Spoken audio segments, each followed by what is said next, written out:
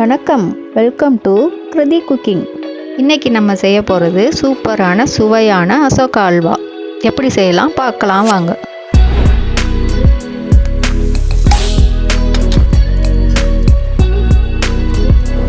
இப்போ இதுக்கு தேவையான பொருள் என்னென்ன பார்க்கலாம் வாங்க. சிறுபருப்பு 1 கப்பு, சர்க்கரை 1 கப்பு, நெய் உருக்கி வச்சுருக்கேன் 1/2 கப்பு, ஏலக்காய் பொடி கொஞ்சம், முந்திரி, திராட்சை, பாதாம், தேவையான அளவு கேசரி பவுடரு, 2 ஸ்பூன் கோதுமை மாவு.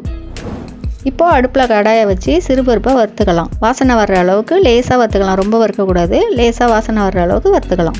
இப்போது நல்லா வறுத்தாச்சு, அதை எடுத்து வச்சுக்கலாம். இப்போது குக்கரில் தண்ணி ஊற்றி வச்சுக்கிறோம். கிண்ணத்தில் சிறுபருப்பை போட்டு நம்ம சிறுபருப்பு எதால் எடுத்தோமோ அதால் 2.5 கப்பு தண்ணி ஊற்றி குக்கரில் வச்சு வேக வைக்கலாம். ஒரு 10 நிமிஷம் வேக வைக்கலாம். 10 நிமிஷம் ஆயிடுச்சு. இப்போ குக்கரை திறந்து பார்க்கலாம். இப்போது இது நல்லா வெந்துடுச்சு. இதை எடுத்து வெளியில் வச்சுக்கலாம். இப்போது பருப்பை எடுத்து வச்சு நல்லா மசிச்சுக்கிறேன்.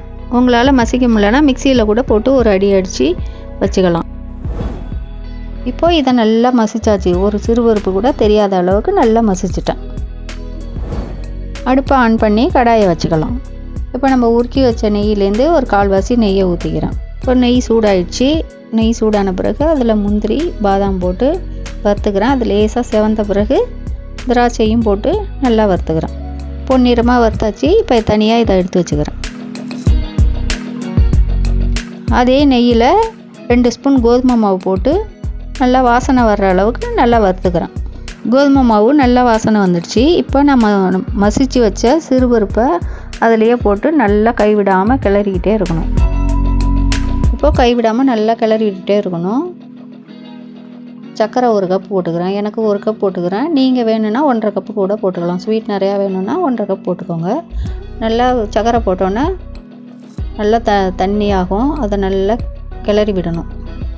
இப்போ தண்ணி பதம் வந்துடுச்சு. நல்லா கிளறி விடணும். அதில் நான் கலருக்காக கொஞ்சம் கேசரி பவுடர் போட்டு நல்லா கைவிடாமல் கிண்டிக்கிட்டே அல்வா பதம் வர வரைக்கும் கிண்டிக்கிட்டே இருக்கணும். ஏலக்காய் பொடி 1/2 ஸ்பூன் போட்டு அதுலேயே கொஞ்சம் உப்பு போட்டு நல்லா கிளறி விடணும். அல்வா பதம் வர வரைக்கும் நல்லா கிண்டிக்கிட்டே கைவிடாமல் கிண்டிக்கிட்டே இருக்கணும். இப்போ நம்ம வச்சுருக்க நெய்யிலேருந்து கொஞ்சம் அதில் ஊற்றி கிண்டணும்.